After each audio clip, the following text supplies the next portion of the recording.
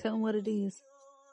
So this is a mink we found this morning, hit on the side of the road. It happened sometime last night, so it's still really, really fresh, and it's pretty easy to clean these guys. You just hang them up by 1 foot, and you make a straight across cut from foot to foot all the way across, and then you cut from the base of the tail and make a triangle, and that leaves its bum and all that stuff connected there.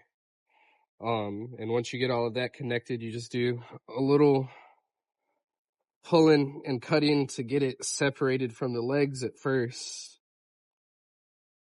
And once you do this, you should be able to pull them apart just like a sock, and he'll strip down. And to get the tail out is really, I mean, I shouldn't say it's easy, but it's kind of simple to do. You cut a little ways down the tail, get it disconnected from the skin. And they sell a tool that you can use for it, which I think is kind of pointless, but you just take 2 sticks, that are probably about the width of your finger. And once you get the hole up under the tail and the fur, you stick both of those sticks in like this, one below the tail and one above, and you press them together and you pull the tail out, and it'll leave the tail intact.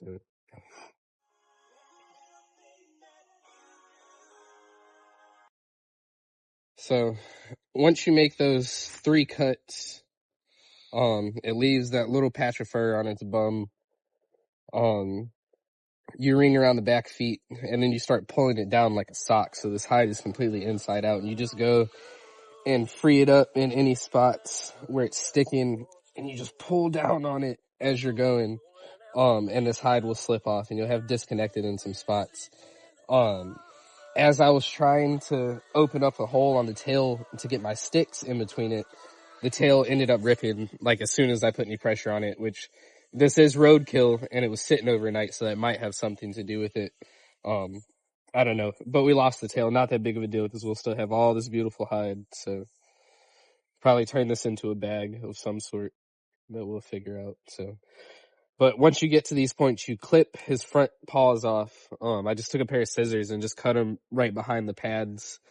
And you'll get to a point where these arms are going to start coming out. You got to separate it just a little bit more, coming through here. And once you get them separated, you'll be able to stick your fingers through it. And they will just pop on out. So you gotta kind of be careful in the armpit area right here, because you will put a hole in it. Come into this side.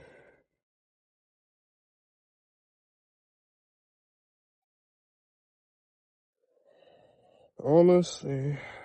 You can see light. So once you get your hole through, separate, set your knife down so you don't cut yourself.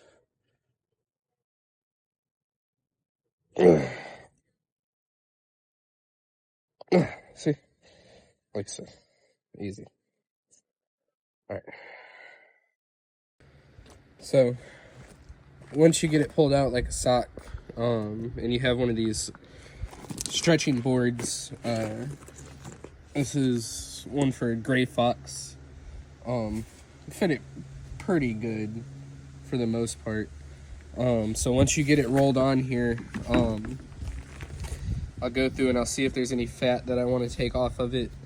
This is what they call the saddle, this rose meat that's on here.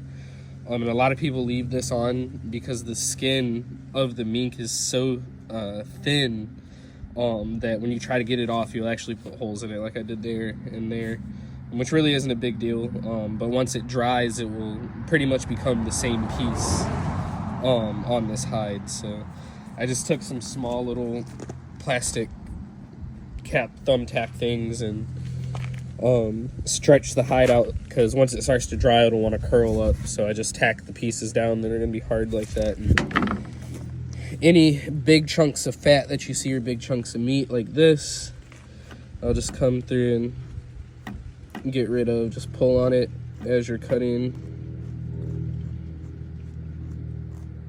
It'll come off pretty good.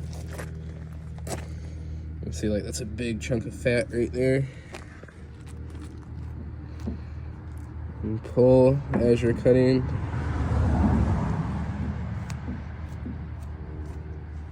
And that comes off.